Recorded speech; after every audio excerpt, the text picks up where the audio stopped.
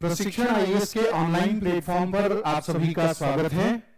आज से हम लोग एक नया प्रोग्राम शुरू कर रहे हैं और प्रोग्राम में हम एक सबसे इंपॉर्टेंट जो टर्मिनोलॉजी होगी, शब्दावली होगी, जो इकोनॉमिक्स से रिलेटेड हो सकती है, आईआर से रिलेटेड हो सकती है, साइंस से रिलेटेड हो सकती है, अलग अलग जीएस के सेगमेंट से रिलेटेड हो सकती है, जो एवरग्रीन ऐसे इंपॉर्टेंस वाले शब्दावलियां हैं जो यूपीएससी में जरूर पूछे जाते हैं। उन सबको ब्रीफ में आपको बताएंगे कि उसका मतलब क्या है, और अगर वो चर्चा में है तो चर्चा में रहने का कारण भी बताएंगे, और बहुत ब्रीफ में हम लोग उसको जानने की कोशिश करेंगे कि वो शब्दावली क्यों इंपॉर्टेंट है और हमें क्यों जानना जरूरी है। तो आज का हम जो पहला अपना टर्मिनोलॉजी जानेंगे वो है सैनिटरी और फाइटोसैनिटरी मेजर्स। सैनिटरी और फाइटोसैनिटरी मेजर्स, और ये जो शब्द है ये WTO से संबंधित है, यानी वर्ल्ड ट्रेड ऑर्गेनाइजेशन से। सबसे पहले हम ये जानते हैं कि सैनिटरी मेजर्स का क्या मतलब है और क्या WTO ने कोई एग्रीमेंट किया है इस मुद्दे पर। तो सैनिटरी और फाइटोसैनिटरी मेजर्स एग्रीमेंट प्रॉपर तरीके से WTO के बैनर तले किया गया है। जब भी हम कोई व्यापार करते हैं, मतलब दो या दो से अधिक देश, 193 देश हैं पूरी दुनिया में, इनके बीच में आपस में ट्रेड होता है। एक देश से दूसरे देश में एग्रीकल्चरल प्रोडक्ट्स भेजे जाते हैं, फूड प्रोडक्ट्स भेजे जाते हैं, दवाइयां भेजी जाती हैं, अलग अलग प्रकार के जो फर्टिलाइजर्स हैं, पेस्टिसाइड्स हैं, जो वीडीसाइड है, हर्बिसाइड है, खरपतवार नाशक हैं, ये सब तमाम चीजें भेजी जाती हैं। तो ऐसे जो वस्तुएं हैं जिनका ट्रेड हो रहा है, अगर उन वस्तुओं से ह्यूमन हेल्थ और एनिमल हेल्थ प्रभावित हो रहा है तो उसको रोकने के लिए जो मेजर्स अपनाए जाते हैं उन्हें हम सैनिटरी मेजर्स कहते हैं। यानी WTO कहता है कि सैनिटरी मेजर्स उनको बताया जाएगा, उन देशों को, कि वो ऐसे प्रोडक्ट्स को का व्यापार न करें जिससे ह्यूमन हेल्थ और एनिमल हेल्थ पर प्रभाव पड़े। जैसे बहुत से देशों से दूसरे देशों में जब दवाइयां जाती हैं और वो दवाइयां एक्सपायरी वाली हैं दवाइयां, और उसको खा करके लोगों को जो है फूड जो है उनकी मौत हो जाए या बीमारी हो जाए, एलर्जी हो जाए। कोई फूड प्रोडक्ट गया है एक देश से दूसरे देश में, जैसे बांग्लादेश से सूखे मेवे आए, ड्राई फ्रूट्स आया, और उन ड्राई फ्रूट्स में मोल्ड लगा हुआ था, फफूंद लगी हुई थी, और उसमें कीटाणु अलग अलग थे, जर्म्स उसमें लगे हुए थे, सड़े गले हुए वो दिख रहे थे। तो भारत ने उन्हें वापस कर दिया। इसी तरीके से जापान से हमारे पास न्यूट्रास्यूटिकल्स और जो हेल्थ सप्लीमेंट्स हैं वो सब आए, टी बैग में जो लगते हैं। तो चाय के जो बैग होते हैं उसमें जो इंग्रेडिएंट्स थे वो जो परमिसिबल नहीं है, जिसको हम सहमति या अनुमति दे सकते हैं, वो वाली चीजें उसमें नहीं थी, इसलिए उसको नजरअंदाज किया, भारत ने उसे मना कर दिया। कई अन्य देश हैं, श्रीलंका है, मलेशिया है, तमाम ऐसे देश हैं, वहां से ऐसे प्रोडक्ट्स आते हैं जिन प्रोडक्ट को खा करके फूड कंटेमिनेशन हो जाएगा, फूड पॉइजनिंग हो जाएगी, लोगों की मौत हो सकती है। एक बार टर्की ने भारत के ऊपर आरोप लगाया था कि भारत ने जो गेहूं भेजा है उसमें रूबेला सिंड्रोम उसको खा करके हो सकता है। तो कुल मिलाकर के कहने का मतलब ये है कि सैनिटरी मेजर्स इसलिए अपनाए जाते हैं, और इसके माध्यम से WTO अपेक्षा करता है अपने सदस्य देशों से कि आप ऐसा कोई भी ट्रेड न करें किसी गुड्स का जिससे ह्यूमन हेल्थ प्रभावित हो। इसके साथ साथ एनिमल हेल्थ, यानी तमाम पशु हैं, जैसे गाय है, बैल है, बछड़ा है, कुछ भी है, दुधारू पशु है, मिल्चिंग जो एनिमल्स हैं, उनको भी इस चीज का नुकसान न पहुंचे। इसको हम सैनिटरी मेजर्स कहते हैं। दूसरा शब्द है फाइटोसैनिटरी मेजर्स।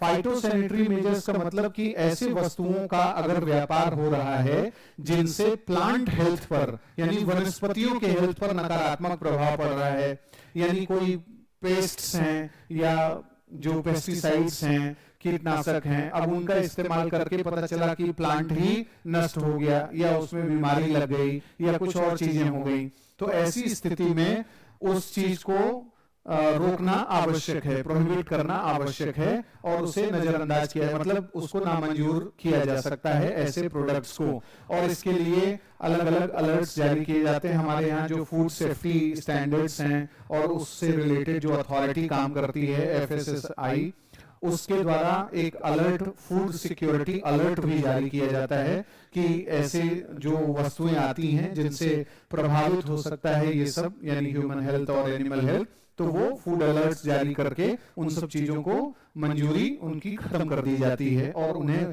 दूसरे देशों में वापस भेज दिया जाता है।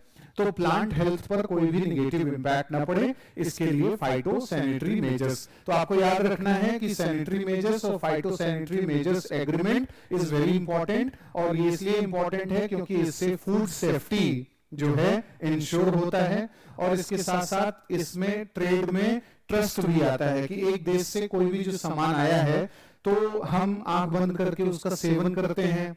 और सैनिटरी और फाइटो सैनिटरी के जो नॉर्म्स हैं वो अगर सही तरीके से देशों के द्वारा अपनाए जाएंगे तो किसी को कोई ज्यादा अविश्वास नहीं होगा और सब इनटेक उसका कर सकते हैं। इसलिए तो ये एक बहुत ही महत्वपूर्ण शब्दावली है। सैनिटरी और फाइटो सैनिटरी मेजर्स अक्सर न्यूज में भी रहता है, आगे किसी एग्जाम में आपसे पूछा जा सकता है। एक और शब्द आज चर्चा कर लेते हैं नेक्स्ट एपिसोड में, और महत्वपूर्ण जो नई शब्दावलियां होंगी और जो पुरानी शब्दावलियां भी हैं उन सब पर, दोनों पर चर्चा करेंगे। तो एक और शब्द है पीस क्लॉज। पीस क्लॉज का संबंध, जब भी पीस क्लॉज शब्द हम देखें तो उसका मतलब ये है कि जो फूड सब्सिडी दी जाती है विकासशील देशों के द्वारा या MSP जो दी जाती है, और जैसे भारत जैसे देश नेशनल फूड सिक्योरिटी मिशन या जो फूड सिक्योरिटी एक्ट हमने बनाया है उसके तहत एक बड़ी आबादी को बहुत कम जो है प्राइस में या निःशुल्क स्तर पर हम उन्हें अनाज देते हैं। तो ऐसी स्थिति में जो फूड सिक्योरिटी के लिए यानी जो फूड प्रोडक्शन है उसके लिए जो हम MSP देते हैं उसका एक कैप होना चाहिए, उसकी एक लिमिटेशन होनी चाहिए। ये नहीं कि हम बहुत ज्यादा मात्रा में फूड सब्सिडी देते रहें, क्योंकि फूड सब्सिडी जो है वो फूड प्रोडक्शन की जो क्वांटिटी है उसको डिस्टॉर्ट करता है। ऐसा विकसित देश आरोप लगाते हैं भारत जैसे देशों पर कि अगर कोई एक किसान 20 किलोग्राम अनाज उगा रहा है और 20, ये सपोज करिए 20 किलोग्राम तो कोई नहीं उगाएगा, ज्यादा मात्रा में होता है केवल ये फर्ज करने के लिए।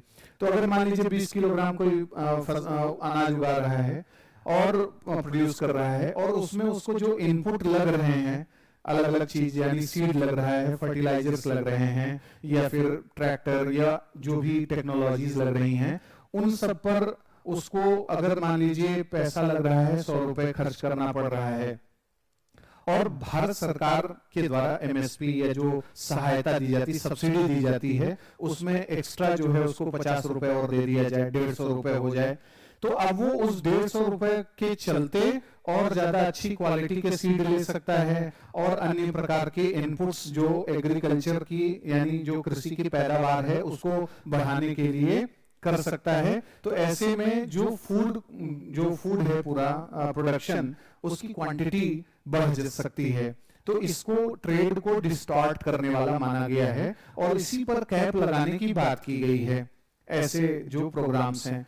तो इसलिए जो WTO के बैनर तले जो एग्रीकल्चर एग्रीमेंट हुआ है उसके अगर हम आर्टिकल 6 में भी देखें तो हमें पता चलता है कि जो सब्सिडी देने की बात की गई है उसमें कहा गया है कि जो विकसित देश हैं वो अपने कुल एग्रीकल्चरल जो प्रोडक्शन है उसकी वैल्यू का केवल 5% तक दे सकते हैं सब्सिडी, और जो मोस्ट डेवलपिंग कंट्रीज हैं यानी जो विकासशील देश हैं वो अपने कुल कृषि जो पैदावार है उसके मूल्य का 10% दे सकते हैं। लेकिन करीब 32 ऐसे देश हैं जो WTO का जो लिमिटेशन है जिसको हम डी मिनिमिस बोलते हैं, यानी कि एक निश्चित लेवल से ऊपर सब्सिडी नहीं दी जा सकती, उसको क्रॉस करके ज्यादा सब्सिडी देते हैं। तो ऐसे देशों को सब्सिडी धीरे धीरे कम करनी चाहिए। ऐसा WTO में बातचीत होती है, उसका एक कैप, उसका एक लिमिटेशन सेट होना चाहिए। और इसीलिए 2013 में जो WTO का मिनिस्ट्रियल कॉन्फ्रेंस हुआ था बाली में, उसमें जो डिस्कशन हुआ और जिस मुद्दे पर सहमति बनी, उसके लिए एक शब्द आया, पीस क्लॉज। तो पीस क्लॉज का मतलब ये है कि फूड्स जो सब्सिडी दी जाती है उसका एक परमानेंट सोल्यूशन हो, धीरे धीरे धीरे फूड सब्सिडी को खत्म करते हुए एक मतलब निश्चित सीमा में उसको नीचे किया जाए, कम किया जाए और धीरे धीरे उसे खत्म किया जाए। तो इसको हम पीस क्लॉज कहते हैं। अगले प्रोग्राम में फिर से किसी महत्वपूर्ण शब्दावली के साथ आपसे मिलेंगे। नमस्कार।